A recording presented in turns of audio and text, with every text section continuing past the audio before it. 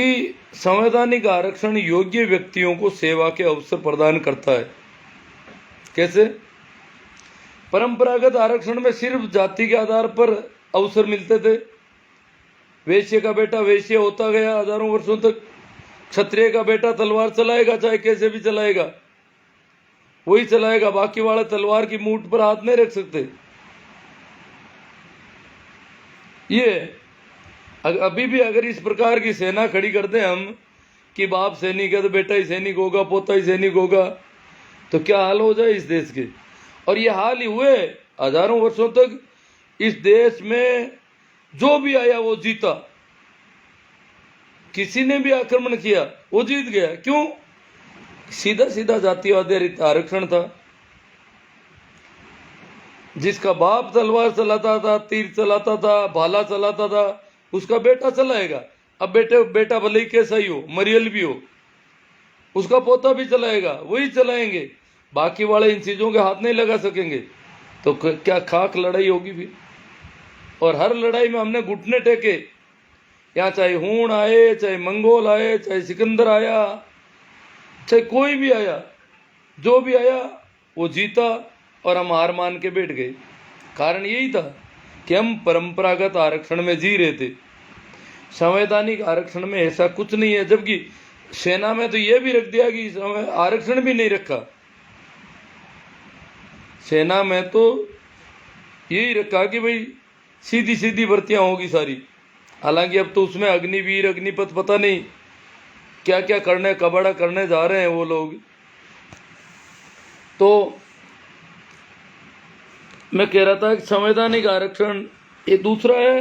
संवैधानिक आरक्षण से योग्य व्यक्तियों को सेवा के अवसर प्रदान होते हैं।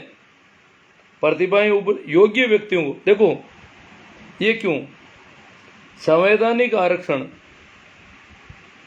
होने के बाद एजुकेशन का मौका मिला सभी को।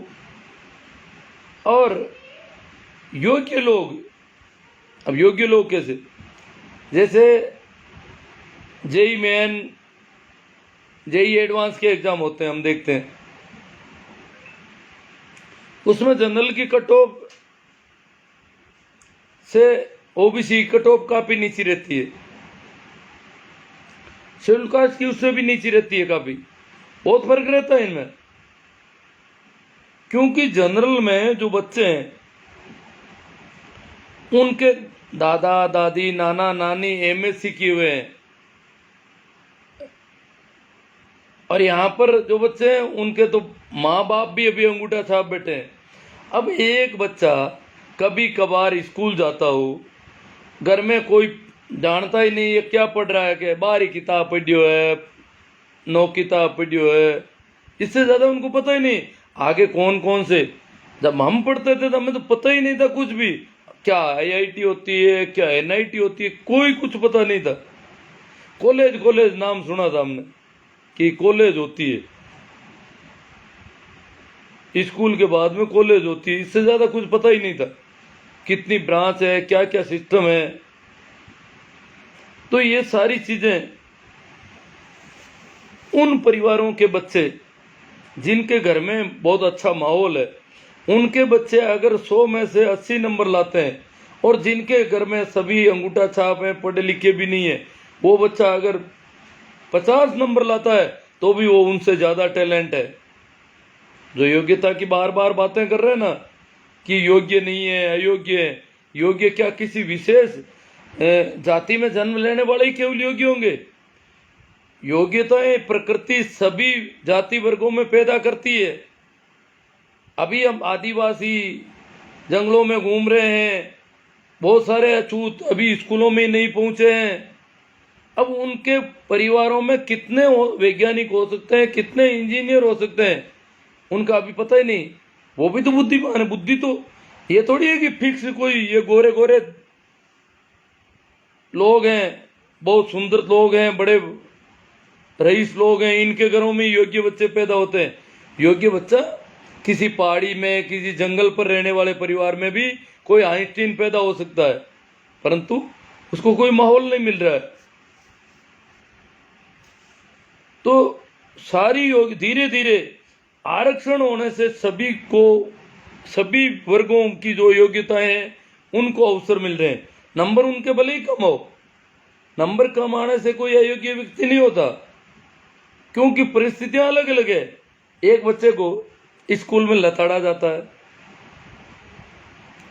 कोई ढंग का व्यवहार कहीं नहीं करता, बाजार में जाए तो वहां भी फटकार के भगा दिया जाता है, जहां भी जाता है चुप रहे, बोल मत, ये मत।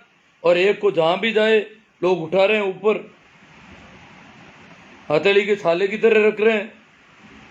अब इनके दोनों में आगे बढ़ने में बहुत, जिनके बाधाएं खड़ी हो रही है हजार, एक जिनके लिए रास्ता साफ किया जा रहा है, इन दोनों में फर्क रहेगा। और इनके जो 10-20 अंक कम ज्यादा है, उनसे अयोग्य और योग्य नहीं कहा जा सकता इन लोगों को। बात तो इसलिए जो लोग पीढ़ियों से धावक है और जिनके हाथ पैर बांधे हुए रखे, उनको एक साथ नहीं दौड़ाया जा सकता, उनको फर्क रखा जाएगा। तो ये जो आरक्षण है, ये प्रतिनिधित्व का मामला है कि प्रत्येक व्यक्ति का प्रतिनिधित्व होना चाहिए। अब आजादी के बाद ये तय था कि सामाजिक और शैक्षणिक दृष्टि से जो पिछड़े तबके हैं उनको आरक्षण दिया जाए। देखो, सामाजिक और संविधान सिर्फ सामाजिक और शैक्षणिक दृष्टि से जो पिछड़े हैं उनकी वकालत करता है, परंतु यहाँ क्या हो गया, नो क्रिमिनल, नॉन क्रिमिनल और अभी EWS अलग आ गया। तो ये चीजें हमारे संविधान में नहीं थी, परंतु इन लोगों ने इन चीजों को शामिल कर दिया। अब अपन OBC अधिकार दिवस है, इस पे बात करेंगे, बाकी वाली बातें बाद में आएगी तो देखेंगे जैसा जैसा होगा। आज OBC अधिकार दिवस है, 7 अगस्त 1990 के दिन OBC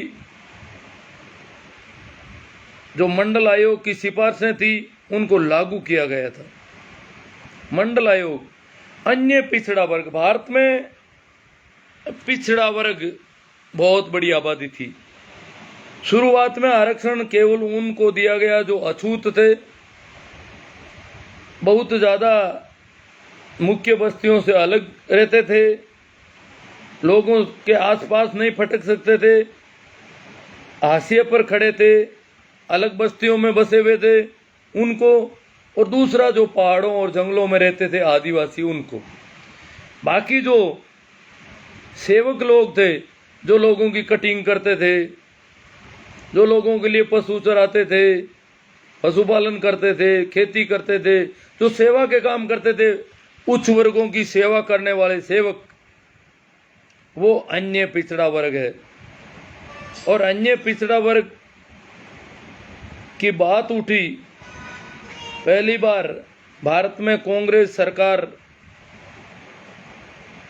गैर कांग्रेसी सरकार बनी और उसमें 78 में मंडल आयोग, मंडल के नेतृत्व में गठन किया गया और दिसंबर 80 तक मंडल आयोग की सिफारिशें तैयार हो गई। पूरा उसका जो भी उनको करना था वो सारा कर लिया और उसमें सिफारिश ये की गई कि अन्य पिछड़े वर्गों की आबादी 52% है, इसलिए 52% आरक्षण इनके लिए व्यवस्था की जाए। ये तो बहुत, फिर क्या था, मंडल आयोग किन्होंने लागू किया? मंडल आयोग बिठाया जनता पार्टी की सरकार ने और 52% की उसमें सिफारिश, 52% आरक्षण दिया जाए। इनकी आबादी बहुत बड़ी है, अन्य पिछड़ा वर्ग की आबादी बहुत ज्यादा है, इसलिए 52%। और अभी इनका प्रतिनिधित्व 1% भी नहीं है कहीं पर भी, तो इनको 52% देंगे तब जाकर के, अगर जिसकी जितनी संख्या है उतने उसमें से ऊपर से छांट लिए जाएं तो वो योग्य व्यक्ति है उस वर्ग के, तो वो सबसे ज्यादा योग्य व्यक्ति है। और उस वर्ग के सबसे ज्यादा योग्य है, इसका मतलब जो टैलेंट उस वर्ग में थी, परिस्थितिवश उनके नंबर कम आ रहे हैं, परंतु वो, क्योंकि यह तो है नहीं कि प्रकृति से टैलेंट OBC में जन्म ले लेता, ओबीसी अगर 52% है तो 52% तेज बुद्धि वाले बच्चे ओबीसी में जन्म लेते हैं निश्चित रूप से। अब उनको वातावरण नहीं मिला और उनके नंबर मान लो 80-90 नहीं आ रहे हो, 50-55 आ रहे हो, 60 आ रहे हो, तो उससे कोई वो ये नहीं है कि वो बौद्धिक दृष्टि से कमजोर लोग हैं, वो उनके बराबर के लोग हैं। तो ये तय हुआ कि 52% सिफारिश लागू हुई। जनसंघ उस सरकार में शामिल था जो सदैव से आरक्षण का विरोधी रहा, जबकि वो हजारों वर्षों से चला आ रहा है परंपरागत उसका पक्का पक्षधर है। परंतु संवैधानिक आरक्षण है वो तो पूरे संविधान के खिलाफ एक तरह से देखा जाए तो उन्होंने अपनी अलग पार्टी बना ली, भारतीय जनता पार्टी थी, जनता में से निकल गए एक भारतीय जनता, भारत का नाम जोड़ दिया उसमें। अब ये तो पार्टी भी बड़ी गजब है, वो अलग हो गए। ये जब सिफारिश आई तो सामने, अब 10 साल तक वो सिफारिशें पड़ी रही, 90 में इसको लागू किया गया। मैं उस समय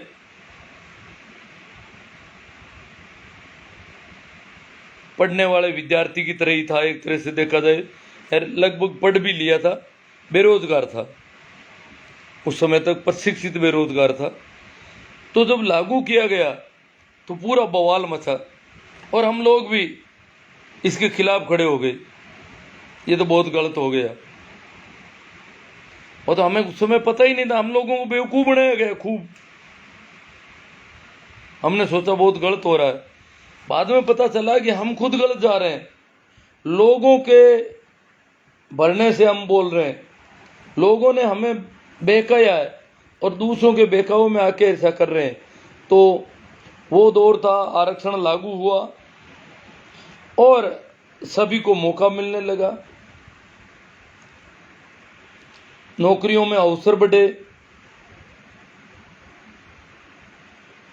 परंतु आज हालत, विशेषकर राजस्थान में बहुत हालत खराब हुई। वैसे भारत में 27% आरक्षण है, राजस्थान वाले 27% की मांग कर रहे हैं, वो भी नहीं मिल रहा। 21% की सफाई कर दी युवकों के लिए, लड़कियों का तो अभी भी है, परंतु पुरुषों का आरक्षण ओबीसी का पूरी तरह से राजस्थान में समाप्त कर दिया। ये 2018 अप्रैल 2018 में यहाँ के अधिकारियों ने मिलकर एक षड्यंत्र रचा कि जो आरक्षण सैनिकों का आरक्षण है 12.5%, वो 12.5% सैनिकों का आरक्षण कर दिया जाए और उनमें चाहे वो किसी भी जाति वर्ग के आएंगे वो 12.5% में आ जाएंगे और उस जाति वर्ग की पोस्टें कम हो जाएगी। जिस जाति वर्ग से वो आएंगे, जैसे विकलांग जिस जाति वर्ग में आता है उस जाति वर्ग की पोस्ट कम हो जाती है, ठीक है, कोई बात नहीं, विकलांग सभी जाति वर्गों में बराबर पाए जाते हैं। परंतु सैनिकों की और उत्कृष्ट खिलाड़ियों का जो मामला हुआ वो बहुत घातक सिद्ध हुआ। उसको मैं ठीक ढंग से आपको समझाने का प्रयास भी करूंगा। बाकी दूसरी कोई बातें देख लाऊं मैं, क्या बात थी। हाँ,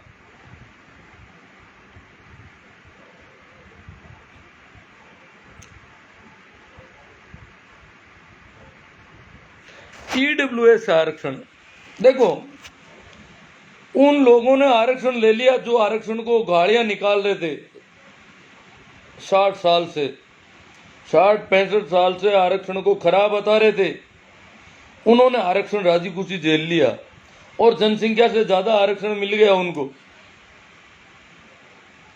हालांकि उसमें भी आर्थिक रखा, आर्थिक का मामला आरक्षण में सामाजिक दृष्टि से, समाज में जिसको प्रताड़ित किया जाता है, समाज में जिसको हल्का बोला जाता है, नीचा समझा जाता है, जिसके साथ बुरा सामाजिक सरोकार नहीं होता है, समाज मनुष्य की भांति नहीं समझता बराबर सबके, उनके लिए था। तो ईडब्ल्यूएस आरक्षण आया और वो हाँ कर ली उन्होंने। जबकि पहले वो क्या कर रहे थे, सामाजिक न्याय मंच बनाया राजस्थान में, विशेष तौर से मैं बताऊंगा आपको, सामाजिक न्याय मंच, और एक हवा पैदा की कि राजस्थान में जो ओबीसी का आरक्षण है वो कुछ एक लोग खा रहे हैं। मेरे एक मित्र हैं, वो बोले कि लोकेंद्र सिंह जी कालवी सामाजिक न्याय मंच के नाम से नागौर में मीटिंग करने आए। तो वो एक स्कूल में प्रिंसिपल का काम कर रहे थे। लोकेंद्र सिंह जी अब नागौर में मीटिंग करें तो नागौर में उनकी मीटिंग में लोग कौन आए, ये समस्या थी। तो जो उनके कोई रिश्तेदार थे, उनकी स्कूल थी, उनके वहाँ गए कि बोले आपकी स्कूल के जो अध्यापक वगैरह हैं, बच्चे वगैरह हैं, उनको सबको वहाँ ले लेते हैं ताकि मीटिंग हो जाएगी, कुछ खाना पूर्ति हो जाएगी, फिर अखबार वाले अपना आप निकाल देंगे, अखबार वाले तो अपने ही आदमी है सारे। तो उनको जाकर के बुलाया। लोकेंद्र सिंह जी एक होटल में ठहरे हुए थे, तो उन्होंने स्कूल के प्रिंसिपल को बुलाया। वो मेरे मित्र थे, वो बोले कि मुझे पूछा कि आपकी जाति क्या है। वो ओबीसी की जाति से थे, मैं उसको अलग डिस्क्लोज नहीं करूँगा। तो उन्होंने कहा मेरी ये जाति है। कि बोले आपको पता है आप कोई सरकारी नौकरी क्यों नहीं लगी, आप क्यों ये प्राइवेट स्कूल में नौकरी कर रहे हो, इसका पता है आपको? कि बोले पता है। क्या पता है? ये पता है कि मैं अभी तक कंपटीशन फाइट नहीं कर पा रहा हूँ, थोड़ा पिछड़ रहा हूँ, और मेरी घरेलू परिस्थितियाँ ऐसी है कि मैं ढंग की पढ़ाई नहीं कर पाया, घर की परिस्थितियाँ ऐसी है, इसलिए थोड़ा पिछड़ रहा हूँ। कि नहीं नहीं, आपको पता ही नहीं, हमने आपके लिए बहुत अच्छी व्यवस्था की। मतलब लोकेंद्र सिंह जी बता रहे हैं कि जो ओबीसी को आरक्षण दिया वो हमने दिया, एक बाड़ा बनाया आपके लिए पूरा, और उस बाड़े में वो बाड़ा सिर्फ आपका ही था, आप लोग के अलावा उसमें कोई नहीं आ सकता। परंतु उसके बाद में एक बहुत बड़ा ऊंट आकर के बैठ गया उस बाड़े में। मतलब जाटों को, विष्णुइयों को, और जो जिनको आरक्षण बाद में मिला, अन्य पिछड़ा वर्ग में पहले इनको छोड़ दिया गया, उनको बाद में लिया गया। तो बोले वो ऊंट आ गया, और ऊंट आने के बाद में तुम कीड़े मकोड़ों की तरह ऊंट के नीचे दब गए और तुम्हारी हालत हो गई। तो वो मुझे बता रहे थे यार, मुझे ऐसा कहा, जबकि मैं इस बात को मानता नहीं। वो बहुत संजीदा आदमी थे, समझ थी उनकी कि ऐसा नहीं है कि केवल जाट ही ओबीसी में चयन होते हैं। अभी कल जगह जगह धरने पर लोग कह रहे हैं वो तो जाटों का आरक्षण है ओबीसी। तो जैसे किसान आंदोलन था तो बोले जाटों का आंदोलन है, ओबीसी की बात करें तो कहते जाटों का है। तो पूरे जाट सेलेक्ट होते हैं, दूसरे कोई नहीं होते हैं। जबकि मैंने देखा है, मैं काफ़ी वर्षों से सारी सूचियाँ देखता हूँ, काम पड़ता है। अब जब हमारी उम्र है, बच्चे बच्चियों के रिश्ते करने हैं, तो हम लिस्टों को देखते हैं कि कौन कौन सेलेक्ट हुए हैं। तो नाम देखते हैं, जैसे दान लिखा हुआ होता है तो हम समझ जाते हैं ये तो चारण है, परंतु जिनके पीछे राम राम राम राम ऐसा कुछ लिखा होता है, हम सोचते हैं कि हो सकता है ये कोई जाट हो। पर बाद में पता चलता है वो तो कोई प्रजापत हो जाता है, कोई नाई हो जाता है, कोई सुतार हो जाता है। ओबीसी मतलब हम जिनका अनुमान लगता है और आखिर हिसाब करते हैं तो ओबीसी के जो कुल सेलेक्ट हुए उसमें 25% से ज़्यादा जाट कभी सेलेक्ट ही नहीं हो रहे, जबकि ओबीसी में 25% जाटों की अकेली आबादी है, ओनली ओबीसी में अगर देखा जाए तो। परंतु हुआ खड़ा कर दिया, कोरे जाट खड़े हो रहे हैं, और हमें तो उन लिस्टों में देखते बाद में पता चलता है कि वो तो दूसरी जाति का निकल गया। हम सोचते हैं इसके बाप के नाम के आगे राम है, खुद के आगे राम है, तो हो सकता है शायद जाट हो गई। जब तक सरनेम, बिना सरनेम वाले सारे के सारे ज़्यादातर गड़बड़ निकल जाते। गड़बड़ का मतलब है दूसरी जाति के निकल जाते हैं, वो रिश्ते के लिए जो एक क्राइटेरिया उसमें नहीं आ रहे थे। तो हमने बहुत सारी सूचियाँ देखी, बहुत सारे लोग सभी जातियों के सेलेक्ट होते हैं, परंतु मार्केट में हवा फैला दी कि ओबीसी का तो ये मामला है, ये अकेले ही चुने जा रहे हैं। तो अभी पिछले वर्ष 2 साल पहले मेघवालों के खिलाफ अनुसूचित जातियों को भड़काया गया कि मेघवाल अकेले सेलेक्ट हो रहे हैं। देखो, ओबीसी में अगर जाति के आधार पर, जनसंख्या के आधार पर सबसे ज़्यादा कोई सेलेक्ट होते हैं तो वो चारण होते हैं। वो शुरू से ही है उनका सिलेक्शन, क्यों? उनमें थोड़ा एजुकेशन ज़्यादा है। शेड्यूल कास्ट का जो आरक्षण है उसमें सबसे ज़्यादा सेलेक्ट होते हैं तो शहरी शेड्यूल कास्ट, हरिजन भी होते हैं, बहुत ज़्यादा सेलेक्ट होते हैं। शहरी शेड्यूल कास्ट के लोग होते हैं, वो होंगे। तो इसमें अब मेघवालों का हवा यूं खड़ा कि मेघवालों की संख्या ज़्यादा है। हाँ, एमएलए मेघवाल ज़्यादा बनते हैं, ये बात सही है। सरपंच भी मेघवाल ज़्यादा बनते हैं, ये अलग बात है। परंतु नौकरियों में मेघवालों को उनकी जनसंख्या से ज़्यादा कहीं प्रतिनिधित्व नहीं मिल रहा। परंतु ये अफवाह फैलानी शुरू कर दी कि कोरे मेघवालों की नौकरियां लग रही है, तुम्हारी किसी की नहीं लग रही है। ये जो फैला फैलू के इन लोगों को अलग बांटने की कोशिश की जा रही है। तो अब मैं बात करूंगा ओबीसी के आरक्षण में क्या घपला है। देखो, ये घपला 2018 से 4 साल हो गए। 4 साल में कम से कम 20,000 युवा ओबीसी के नौकरियों से वंचित हो गए इस घपले की वजह से। बहुत बड़ा नुकसान हुआ है ओबीसी को। ईडब्ल्यूएस वालों को तो ऐसा आरक्षण दे दिया कि 10% आरक्षण, उनकी कट ऑफ ओबीसी से खूब नीचे जा रही है। मजे मार रहे हैं। ऊंची जाति के लोग हैं, बाप दादा पढ़े लिखे हैं, परदादा पढ़े लिखे हैं, सब पूरा फैमिली का वातावरण पढ़ा लिखा है। वो लोग बहुत कम नंबरों से सेलेक्ट हो रहे हैं। ये अयोग्य लोग आ रहे हैं। अब ईडब्ल्यूएस से, जो ओबीसी से भी कम नंबर में ईडब्ल्यूएस से सेलेक्ट होता है, निश्चित ही वो अयोग्य व्यक्ति है, क्योंकि उसके घर में तो बहुत अच्छा वातावरण है, अच्छी कॉन्वेंट स्कूल में पढ़ रहा है और उसको नंबर चाहिए। ओबीसी वाले को 80 नंबर में सिलेक्शन नहीं हो रहा और वो 60 में सेलेक्ट हो रहा है। ओबीसी में 18 में क्या किया? 18 में ओबीसी में ये किया कि 12.5% आरक्षण है सैनिकों का, 5% है फिजिकली हैंडीकैप्ड जो है पीएच वालों का, और 2% है उत्कृष्ट खिलाड़ियों का। तो भाई, उत्कृष्ट खिलाड़ी जिस जाति से आगे उस जाति से सीटें काट दो, ठीक है। वो सैनिक भी जिससे आगे उससे सीटें काट दो। ये बात तो एक तरह से देखा जाए तो व्यावहारिक, परंतु समस्या यहाँ खड़ी हो गई कि सैनिकों में से 90% सैनिक ओबीसी के हैं केवल। ये सेना में जाते नहीं है। जो स्वर्ण वगैरह है इनमें से केवल राजपूतों के कुछ बच्चे जाते हैं, बाकी इनको सेना वेना से कोई लेना देना नहीं है। इसीलिए तो इन्होंने अग्निवीर की व्यवस्था कर दी कि यार इनको क्यों पैसे दें, ये तो अग्निवीर खड़े करेंगे तो भी लड़ने को और मरने को आ जाएंगे। तो ये तो देशभक्त हैं, आपको लड़वाना है हिंदू मुस्लिम के नाम से तो लड़ा देंगे, गाय भैंस के नाम से लड़ा देंगे, परंतु इनको देश की सेना में भर्ती होना, वहाँ पर सीना तान करके गोलियां खाने को तैयार होना, बहादुरी दिखाना, ये इनको नहीं करना है। ये अगर होते, अगर अपनी जनसंख्या के अनुपात में ये सभी जाति के लोग सेना में होते तो ये आरक्षण में इतना घोटाला नहीं होता। फिर ये घोटाला इस वजह से हुआ कि सैनिकों में 90% अकेले ओबीसी वर्ग के सैनिक हैं, देश की रक्षा का दायित्व ये संभाल रहे हैं, और फिर ये नौकरी के लिए यहाँ फॉर्म भर रहे हैं।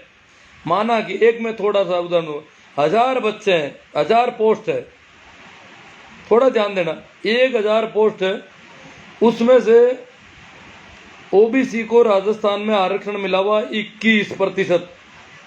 21% का मतलब 210 ओबीसी के लोगों को लिया जाएगा, ठीक है। अब 210 में अब क्या होता है, 210 में से 33% महिलाओं का आरक्षण है, तो 70 तो औरतें आएगी, 70 तो युवतियां आएगी ओबीसी की। अब पीछे कितने बचे? 140। ओबीसी के लड़के पुरुष अभ्यर्थी 140 सेलेक्ट होंगे। अब 140 में क्या हुआ कि जो ओबीसी के जो आर्मी के भूतपूर्व सैनिक है उनको 12.5% 125 लोग उनमें से लिए जाने, 125 भूतपूर्व सैनिकों को लिए जाने। और अगर उन भूतपूर्व सैनिकों में 125 में से 115 अगर ओबीसी के आगे तो ओबीसी की 140 में से 115 काट दो, 25 सीटें बची है। संयोग से कई बार 140 में 125 में से 115 ओबीसी के होते हैं, तो 140 ओबीसी के पुरुष से 70 महिलाएं निकल गई।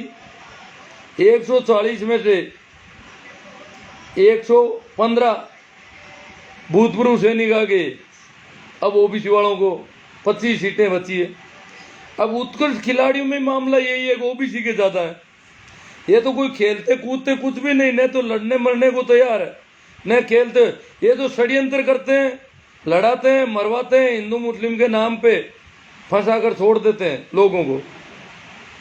इनका काम देश की रक्षा करना नहीं है, इनका काम खेलने का काम नहीं है, उत्कृष्ट खिलाड़ियों में भी नहीं है। तो 2% उत्कृष्ट खिलाड़ी, 2% का मतलब 20 उत्कृष्ट खिलाड़ी लिए जाने।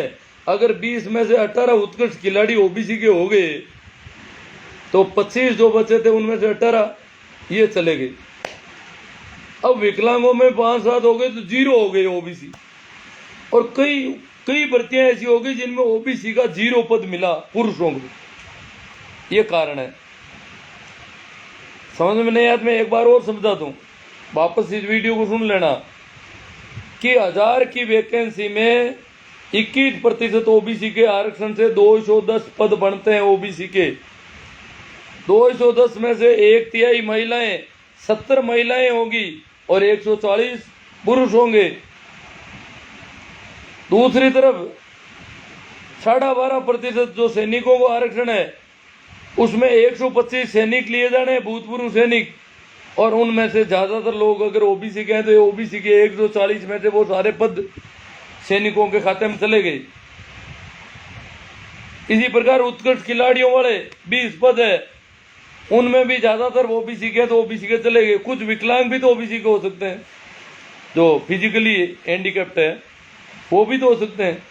यूं करके कई भर्तियों में किसी में 10 पद रहे, किसी में 5 पद रहे, किसी में 0 पद रहे, ये कबाड़ा हो गया।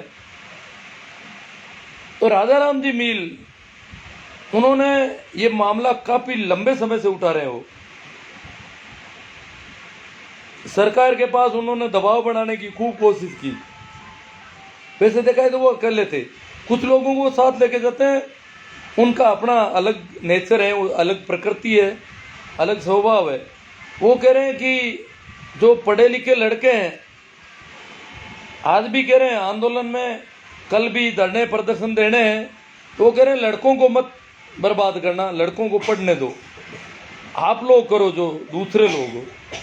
तो वो लड़कों को तो यूं साथ लेके जाते नहीं, और बाकी संख्या कम होती। फिर भी सरकार पर इतना दबाव बढ़ा कि सरकार ने इनको बुलाया, बोर्ड को और इनको सबको बुलाया, जो भी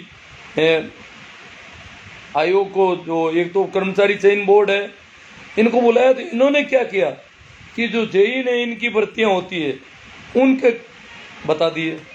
अब जेईन में क्या, भूतपूर्व सैनिक आते नहीं, वो डिग्री कर नहीं पाते वहां पर इतनी, तो उसमें बताया देख लो साहब ओबीसी का, ये देख लो ओबीसी के सेलेक्ट हो गए इतने लोग, इनका जितना आरक्षण है उतने सिलेक्शन हो रहे हैं। ये बता करके सरकार को संतुष्ट कर दिया। और ये नहीं बताया कि भाई वन रक्षक में नहीं हो रहा है, पुलिस में नहीं हो रहा है, पटवारी में नहीं हो रहा है, 0 ओबीसी हो गया है, और जो सवर्ण है उनकी बहुत नीची कट ऑफ जा रही है। ये सारा सरकार को एक तरह से गुमराह करने का काम किया और बात आगे बढ़ी। अभी क्या है, एक युवा है राजेंद्र नाम का, कुछ यादव है, काफ़ी लोगों ने कॉपी किया और अब रीजी और ये शुरू हो गए। और भी अब तो जो अगर हम खड़े हुए तो सारे नेता खड़े होंगे, इवन स्वर्ण जातियों के नेता भी खड़े होंगे, वे ओबीसी को उनका प्रतिनिधित्व मिले, हक मिले, अधिकार मिले उनको भी।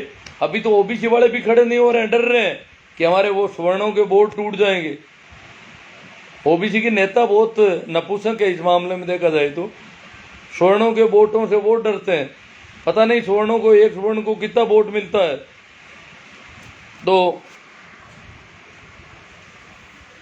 हम अगर तैयार होंगे कल धरने प्रदर्शन करने, आप लोगों से बहुत अपेक्षा रहेगी कि आप अपने आस पड़ोस में, उपखंड पे, तहसील में, जहाँ कहीं भी धरना हो उसमें आप जरूर जाएं और प्रदर्शन करें और इसको मजबूती प्रदान करें।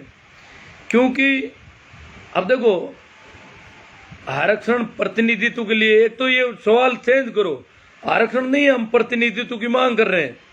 अभी भी अगर अनुसूचित जाति का आरक्षण नहीं हो तो एक लोकसभा सदस्य नहीं जीतेगा।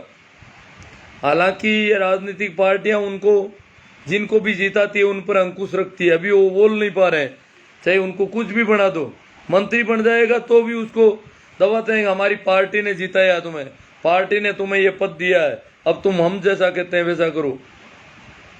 ये थोड़ा है, परंतु हमारा जब प्रतिनिधित्व बढ़ेगा लंबे समय तक, क्योंकि अभी राज्यसभा में SC ST OBC का प्रतिनिधित्व बहुत कम है, 5% भी नहीं है। राज्यसभा पूरी की पूरी स्वर्ण जातियों से भरी है, जो 233 मेंबर है, इसमें 33 मेंबर भी SC ST OBC के नहीं है। यह हालत है राज्यसभा में, जो हाउस ऑफ लॉर्ड्स है, एक तरह से उच्च सदन है भारत का, संसद का, उसकी यह हालत है। लोकसभा में ओबीसी को आरक्षण नहीं है, इसलिए ओबीसी का प्रतिनिधित्व उसके जनसंख्या से बहुत कम है। हाँ, अनुसूचित जाति को इनको है, परंतु न्यायालय में अभी भी मामला गड़बड़ है। अधिकारियों की लॉबिंग में अभी भी बहुत मामला गड़बड़ है। विधान परिषदों में हालत खराब है। शासन सचिवालयों में, सामान्य प्रशासन में, जहां भी जाएं वहां जो राज सत्ता है, देखो सामाजिक सत्ता तो 3 प्रकार की होती है, आर्थिक सत्ता, सामाजिक सत्ता। आर्थिक और सामाजिक में तो वैसे ही अन्य पिछड़ा वर्ग और अनुसूचित जातियों, जनजातियों के पास कुछ नहीं है, शून्य के बराबर है। परंतु राज सत्ता में भी हमारा प्रतिनिधित्व नगण्य है, ये सोचने का विषय है। तो काफ़ी बात हो गई, मैं अब आपके कमेंट देख लेता हूँ। भाई अमरा राम जी गुजर, राजू राम जी चौधरी, तेजा राम जी, नारायण राम जी, लेख राम जी, अनंदा राम जी, CR साहब, ये पहले नाम आ गए थे।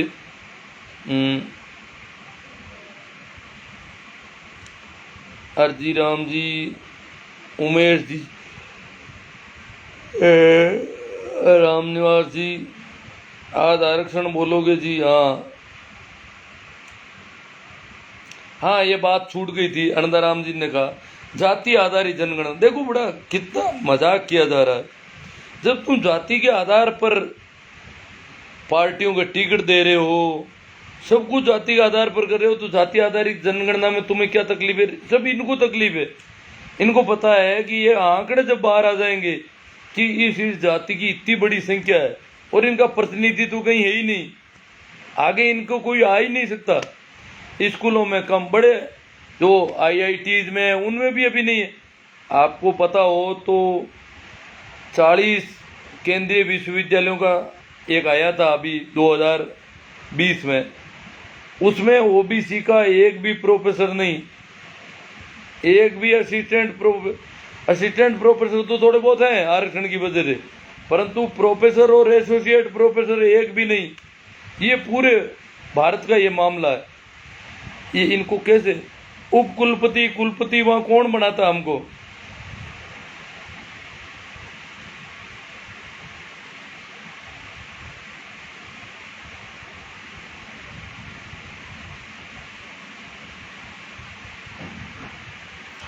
राजेंद्र कुमार जी, गुरुजी ये काम भी किसानों के बेटों का ही है, कहाँ गए किसानों के मसीहा, सबको मिलकर संघर्ष करना चाहिए। देखो किसान, संयुक्त किसान मोर्चा ओबीसी के साथ है। कल के जो भी राजस्थान में हो रहे हैं उनमें, अग्निपथ वाले मामले में संयुक्त किसान मोर्चा साथ है। अग्निवीर अग्निपथ जो मामला है उसमें उमा शंकर जी सारण कह रहे हैं कि जितनी जिसकी संख्या भारी उसकी उतनी भागीदारी क्यों नहीं सुनिश्चित करती है सरकारें। ये कांसीराम जी का नारा था। कांसीराम जी उस समय खड़े, एक पार्टी बनाई थी उन्होंने, बहुजन समाज पार्टी, जब मैं शिक्षा पूरी कर रहा था, और मैंने सुना कि बहुजन जो बहुत बड़ा वर्ग इस देश का सदैव शासित रहा है, शासन में सत्ता में जिसका कभी हिस्सा नहीं हुआ उसको सत्ता मिलनी चाहिए। तो बहुत ही आंदोलित करने वाली उनकी बात थी, परंतु वो बात पार नहीं पड़ी। आपकी जानकारी में ला दूं कि सर भोपा जाति सामान्य जाति में आती है साहब आज भी, जबकि भोपा लोगों की स्थिति कैसी आपसे छुपी हुई नहीं है। हाँ गोदारा जी सही कह रहे हैं, भोपा की हालत यह है कि वो उसे लोग अछूत मानते हैं, जबकि वो पिछड़ी जाति में ही नहीं है। जाटों ने, बिश्नोइयों ने, इन्होंने तो संघर्ष करके पिछड़ी जाति में तो घुसे। भोपा जाति जो है वो सामान्य में, स्वर्ण में आती है, और जबकि उनसे पिछड़ी जाति वाले भी छुआछूत करते हैं, शेड्यूल कास्ट वाले भी उनसे छुआछूत करते हैं, उनको घर में नहीं आने देते, घर के बाहर बैठे रहते हैं भिखमंगों की तरह। और उनकी ये हालत है। बहुत अजीब मामले हैं। जैसे बागरिया है, वन बागरिया जाती है, ये आती है ओबीसी में, जबकि ये घर की दहली के पास नहीं आ सकते, बाहर बैठे रहते हैं दूर। अछूतों की तरह इनके साथ व्यवहार करते हैं सभी। जो अछूत कही जाने वाली अनुसूचित जातियां हैं वो भी इनको अछूत मानती है। इतने नीचे माने जा रहे हैं और आते हैं ओबीसी में। ओड है वो भी कोई ज्यादा उनकी बड़ी वो नहीं है, वो भी ओबीसी में आते हैं। गाड़ियां लोहार हैं उनसे भी छुआछूत कर रहे हैं लोग, वो भी ओबीसी में आ रहे हैं। तो भोपा वाला मामला तो और भी ज्यादा, मुझे तो पता ही नहीं था। आज बहुत अच्छा बताया अनंदाराम जी गोदारा ने कि भोपा जाति, क्या हमारे यहाँ तो भोपा जाति है नहीं इस इलाके में, तो पता नहीं रहता। वहाँ मकराना साइड में उधर वो भोपा है, कुची पड़ा के भैरू जी के भोपा आते हैं हमारे यहाँ पे, वो तो बेचारे यूं मांग करके रोटी खाते हैं। और जो वो स्वर्ण है तो बड़ी अजीब स्थिति है, क्योंकि उनकी संख्या बहुत कम है और वो इतना संघर्ष, वो अभी आरक्षण मांगने की स्थिति में नहीं, उनको पता ही नहीं आरक्षण होता क्या है और मिलना चाहिए कि नहीं मिलना चाहिए उनको। रामनिवास जी मेरा गुरुजी, ये भ्रष्टाचार हुआ है नागौर ग्राम पंचायत में, सरपंचों का क्या होगा? भ्रष्टाचार का किसको, अगर भ्रष्टाचार हुआ तो उसकी जांच हो जाएगी। कौन कहता है नागौर में हुआ है? ये मंत्री के बयानों से नहीं होता जी। मंत्री जी सबूत पेश करेंगे तब पता चलेगा। अनूप सिंह जी सियाग, मानाराम जी पोटलिया, प्रेम जी देवावड़ी नागौर। सरकारी शिक्षक सरकारी स्कूलों में कितनी सही और ईमानदारी से काम कर रहे हैं, बहुत कम ईमानदारी से काम कर रहे हैं। देखो सरकारी जितने भी हैं वो जो काम कर रहे हैं उसको ईमानदारी से नहीं माना था। काम करने का उनका अलग ढंग होता है। सरकारी डॉक्टर हो, चाहे सरकारी इंजीनियर हो, टीचर हो, उनको ईमानदार माना नहीं जाएगा। और इसीलिए तो समाजवाद की जगह पूंजीवाद आया, क्योंकि समाजवाद में आदमी उतनी मेहनत नहीं कर पाता जितना पूंजीवाद में करता है। पूंजीवाद में उसकी मेहनत के हिसाब से उसको पैसे मिल रहे हैं। तो प्रेम जी त्यावड़ी आप सही करें कि सरकारी स्कूलों में मामला थोड़ा अलग है, परंतु एक बात और बता दूं, प्राइवेट स्कूलों में भी बहुत बड़ा धोखा है। हालांकि वो बहुत कम पैसों में काम कर रहे हैं, वहाँ जो किया जा रहा है प्राइवेट स्कूलों में, जो बच्चों के साथ दुर्व्यवहार हो रहा है, मारपीट ज़्यादा हो रही है, वो बच्चे आगे बढ़ने में रोज़ सकुचाएंगे, डरेंगे, झिझकेंगे। तो शिक्षा मनोविज्ञान काम नहीं लिया जा रहा है। इन सारी बातों पे अलग से कभी चर्चा करेंगे। खुशवंत जी नानिया बोरुंदा, प्रणाम जी राजीव जी चौधरी, भागीरथ राम जी घिटाला, ओम प्रकाश जी खिलेड़ी, गेवर जी बेरट, भंवरा राम जी कीचड़, जोधा राम जी नानिया। अरे माट्रा, आज भी गाय को घसीटने वाल पर पैर लेकर छोड़ दिया।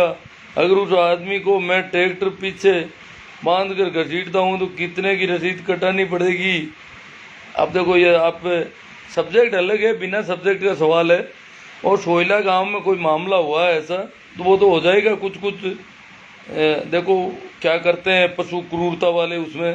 प्रहलाद सिंह जी राजनीति के लिए लाइव आए हैं क्या? हाँ भाई भेंवर जी बेरट। शिवनारायण जी आपको सुनाई देने लगा या नहीं देने लगा? आपका फिर बाबा की पूजा की थी? नहीं, मैंने कोई पूजा नहीं की थी, मैंने तो एक नाटक किया था। वो पूजा तो मैं किसी की नहीं करता। हाँ, मैं गया जरूर था, एक भैरू बाबा बनाया हुआ उसके पास। Sumesh ji Khoja. Prahlad Singh ji, sir no matter what, pay attention to the Agniveer scheme, not Modi. What Modi was announce will be the plan. अब अंग्रेजी मना आवती तो हो सकेगा। राम स्वरूप जी चौधरी, कान्हा राम जी पटीर, सुमेर सिंह जी मील। आरक्षण मुक्त भारत की बात करो। आरक्षण मुक्त होना चाहिए भारत, पर प्रतिनिधित्व जिनको नहीं मिला उनको कैसे दोगे वो देख लेना। अच्छा हुआ खेल आरक्षण नहीं है, वरना 30 मीटर वाला फेंकने वाला गोल्ड मेडल ले जाता और 87 मीटर फेंकने वाला better luck next time. Khivaram Chaudhary प्रणाम। प्रताप जी बेनीवाल झुंझुनू, कॉमरेड रणजीत जी अटीला, जयपाल जी कुड़ीवाड़ी नाना। गलत कमेंट कर रहे हैं, अनुरोध है कि गलत कमेंट मत करो, इनको चिढ़ हो रही। करेंगे अपनी मर्जी से लोग। कपिल जी लोम रोड, आरक्षण ठीक है लेकिन इसके साथ छेड़छाड़ करना गलत है। शैला जी तांडी, कपिल जी लोम रोड, ओरिजेंटल घातक है। हाँ, जो वर्टिकल आरक्षण जितना ओबीसी के 21% का 12.5% जो होता है वो उसको दे दिया जाए, कोई दिक्कत नहीं है। सैनिक पुरुष हैं तो थोड़ी सीटें सबकी वो कम होती रहेगी। एक तरफ SC ST OBC को आरक्षण का भिखारी और बैसाखी पर जीने की गाली देते हैं, दूसरी तरफ मेरिटधारी लोग EWS आरक्षण के चलते 3 नंबर पाकर सरकारी नौकरी। हाँ देखो, सबको भिखारी मानते हैं और खुद 3 नंबर में, ऐसा दोगलापन कैसे चलेगा? वैसे भी ये सुदामा कोटा असंवैधानिक है, क्योंकि संविधान के अनुसार आरक्षण कोई गरीबी मिटाऊ योजना नहीं है। आरक्षण सामाजिक न्याय का मामला है, सामाजिक और शैक्षणिक पिछड़े लोगों के लिए है, परंतु ये समझाएं किसको? तानू जी कालवा, कपिल जी लोम रोड, 18 में OBC को घर बिठा दिया। बीरमा राम जी सियाग, रावणा बुद्ध सिंह जी जैसोल, चौधरी नानू राम जी, सुनील जाट। सुप्रीम कोर्ट हमारे कॉन्स्टिट्यूशन का रक्षक है, लेकिन सुप्रीम कोर्ट में भी कॉलेजियम सिस्टम है की वजह से 200 फैमिलीज, हाँ कुछ ये फैमिली है, घराने, न्यायिक घराने बोलते हैं। देखो बड़ा गजब खेल है, वो न्यायिक घरानों के लोग ही सुप्रीम कोर्ट में जज बनते जा रहे हैं। रावणा बुद्ध सिंह, हर श्रेणी में अपना हक मिलना चाहिए। सहदेव जी ताडा, कपिल जी लोग, कुछ दिनों बाद OBC नाम की चिड़िया उड़ जाएगी, क्या करें गुरुजी? करें क्या? ये तो OBC का जो राजस्थान वाला है वो तो करना ही पड़ेगा जल्दी। हमें थोड़ा संघर्ष तो करना ही है, बाकी हो जाएगा, होना ही होगा। दबाव बनाना पड़ेगा सरकार के ऊपर हमको। ठीक है, थैंक यू। काफ़ी लंबी बात हो गई, पता नहीं क्या क्या कहा मैंने। आज तैयारी थी नहीं, यूं ही इधर उधर पन्ने निकाल रहा था, मूड ही नहीं बनता अभी कुछ था। कल वो ज़रूरी था, इसलिए मैंने कहा थोड़ी बातचीत हो जाए, ज़रूरी है। ठीक है, थैंक यू। सभी से निवेदन है कि अपने आस पड़ोस में जहाँ भी कल का धरना प्रदर्शन हो उसमें भाग लें। गहलोत सरकार को अपनी ताकत बताएं कि हमारी ये मांग है, हमारा प्रतिनिधित्व है, हमें मिलना चाहिए, उचित हक हमें मिले, हमारा अधिकार मिले। Thank you.